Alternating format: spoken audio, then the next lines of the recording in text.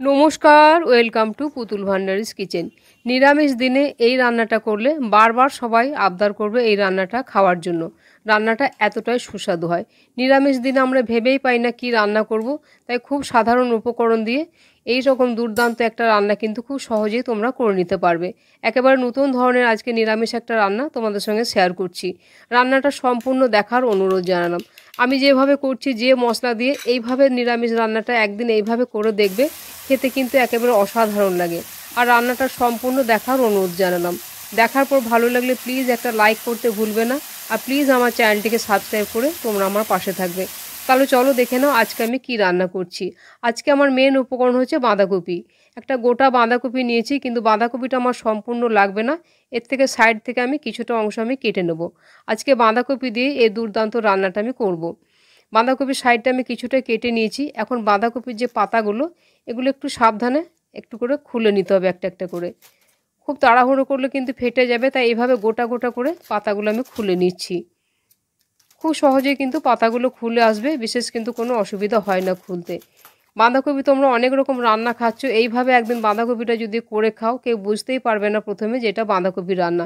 আর এই নরম অংশটা কিন্তু নেব না, ওটা আমি অন্য তরকারিতে ব্যবহার করে নেবো। বাঁধাকপিটা এইভাবে খুলে নিচে, আর ভেতরে যে একটু ছোট ছোট পাতা লেগে আছে, এগুলো আর খোলবার দরকার নেই। এখন বাঁধাকপিগুলো একটু ভাপিয়ে নেব। জল বসিয়ে সামান্য 1 চিমটে হলুদ দিয়ে দিলাম। হলুদ দেওয়ার পরে বাঁধাকপির পাতাগুলো দিয়ে দিচ্ছি। গ্যাসের আঁচটা আমি হাই ফ্লেমে রেখেছি, কম আঁচে রাখিনি। প্রথমে এইভাবে দেওয়ার পর 1 মিনিটের জন্য ঢাকা দিয়ে দেবো, তাহলে একটু নরম হয়ে যাবে। 1 মিনিট পরে এভাবে এগুলোকে ধরে উল্টে দিচ্ছি। উল্টে দেওয়ার পরে আবারও এটাকে 1 মিনিট ঢাকা দিয়ে দেবো। খুব বেশিক্ষণ কিন্তু এটাকে এইভাবে সেদ্ধ করা যাবে না, তাহলে কিন্তু পাতাগুলো গলে যাবে। এভাবে একটুখানি ফুটিয়ে নেওয়ার পরেই গ্যাসের ফ্লেমটাকে আমি অফ করে দিয়ে এগুলো নামিয়ে ভালো করে ঠান্ডা করে একেবারে জল ঝরিয়ে নেব। এখানে আমি নিয়েছি কয়েকটা টুকরো সেদ্ধ আলু নিয়েছি। সেদ্ধ আলুগুলো হাত দিয়ে এভাবে একটু ম্যাশ করে দিচ্ছি, কারণ আলুগুলো খুব ঠান্ডা হয়ে গেছে। তো খুব একেবারে মিহি করে ম্যাশ করবার দরকার নেই, এভাবে একটু দানা দানা রাখলেও কোনো অসুবিধা হবে না। এটা নিরামিষ রান্না, তাই আমি এখানে দিয়েছি প্রায় 50 গ্রামের মতো পনির নিয়েছি। পনিরটাকে আমি গ্রেট করে দিচ্ছি।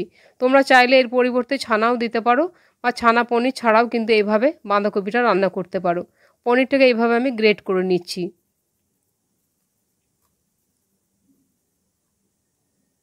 পনিরটাকে গ্রেট করে নেওয়ার পরে এতে এখন কিছু উপকরণ আমি মিশিয়ে দেবো। সামান্য 1 চিমটে পরিমাণে হলুদ দিয়ে দিচ্ছি, আর দিয়ে দিচ্ছি পরিমাণ মতো নুন।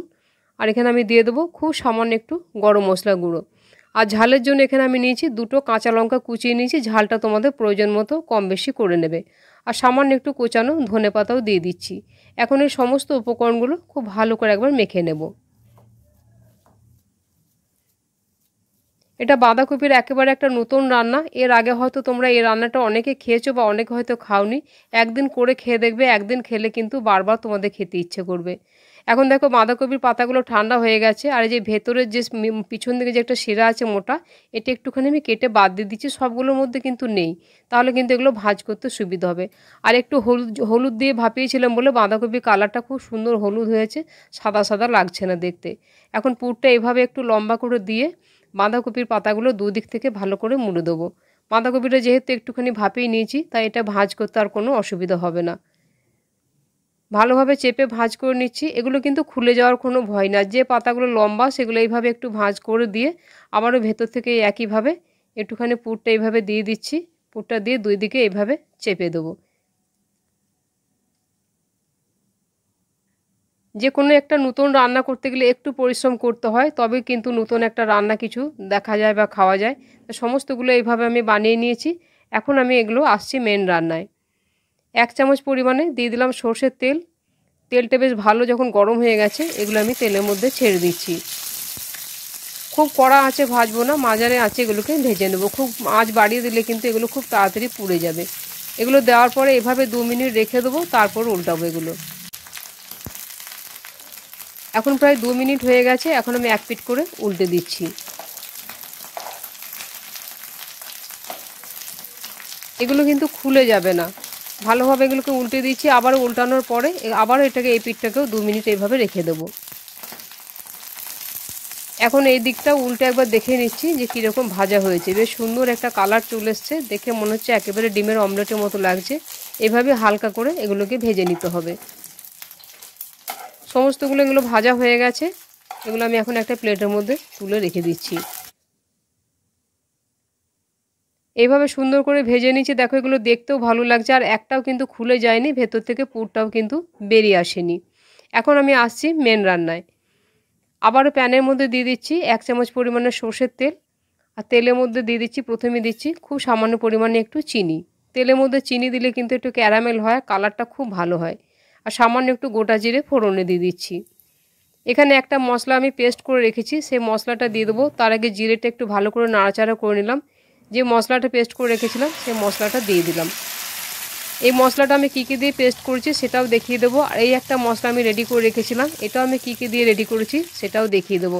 এই মশলাটা দিয়ে রান্না করলে তবেই কিন্তু সুস্বাদু হবে। বাটি ধুয়ে সামান্য একটু জল দিলাম। এখন এই মশলাটাকে খুব ভালো করে ততক্ষণ কষাবো যতক্ষণ না মশলাটা থেকে একেবারে পুরো তেলটা ছেড়ে আসছে।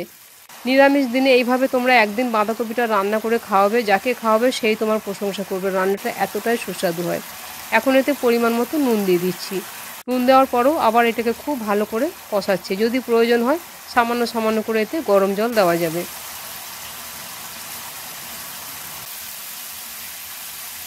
একেবারে তেলটা উপর থেকে ভাসতে শুরু করেছে, তেল ছেড়ে দিয়েছে। এখন কিন্তু অবশ্যই দিতে হবে এতে পরিমাণ মতো গরম জল।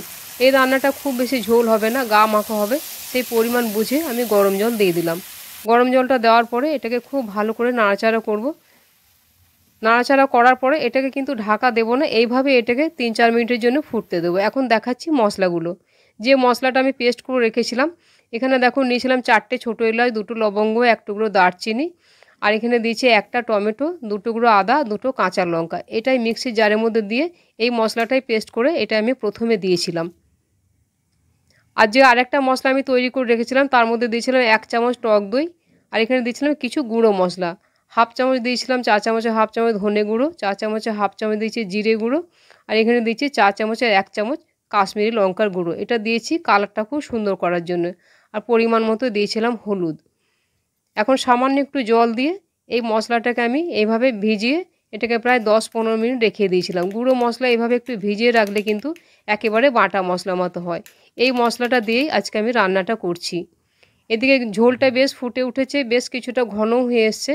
এখন যে বাঁধাকপি পুরগুলো আমি ভেজে রেখেছিলাম পুর ভরে, সেই পুর ভরা বাঁধাকপিগুলো এর মধ্যে আমি দিয়ে দিচ্ছি।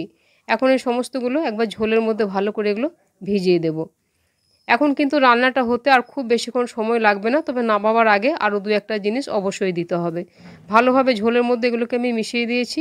এখন এটাকে আমি 2 থেকে 3 মিনিটের জন্য আবারও ঢাকা দিয়ে দেবো। খুব বেশি কিন্তু এটা সেদ্ধ করবার দরকার নেই। প্রায় 2-3 মিনিট পরে আমি ঢাকাটা খুলে দিচ্ছি। আর এগুলো কিন্তু খুব বেশি জোরে নাড়াচাড়া করা যাবে না, তাহলে পুরগুলো বেরিয়ে আসতে পারে। এইভাবে একবার ভালো করে মিশিয়ে দিলাম। আর গ্রেভিটা বেশ দেখে নিতে হবে ঘন হয়েছে কিনা। বেশ সুন্দর গ্রেভিটা ঘন হয়ে গেছে, এরকম ঘনই রাখতে হবে। এখন সামান্য একটু গরম মশলা গুঁড়ো দিয়ে দিচ্ছি। আর এটা নিরামিষ রান্না, অবশ্যই একটু ঘি দেওয়ার চেষ্টা করবে, তাহলে কিন্তু একেবারে দুর্দান্ত স্বাদের হবে। ভালোভাবে মিশিয়ে দিয়েছি সমস্ত কিছু। এখন ওপর থেকে দিয়ে দেবো সামান্য পরিমাণে একটু কোচানো ধনেপাতা। আজকের এই নতুন বাঁধাকপির রান্নাটা তোমাদের কেমন লাগলো আমাকে একটা কমেন্ট করে জানাবে। আর প্লিজ আমার চ্যানেলটিকে সাবস্ক্রাইব করে তোমরা আমার পাশে থাকবে। দেখো প্লেটে তুলে দিয়েছি, দেখতে কত সুন্দর লাগছে। আজকের রান্নাটা সম্পূর্ণ দেখার জন্য ধন্যবাদ। তাহলে আবার অন্য কোনো দিন দেখা হবে অন্য কোনো রেসিপিতে। সবাই ভালো থাকবে। নমস্কার।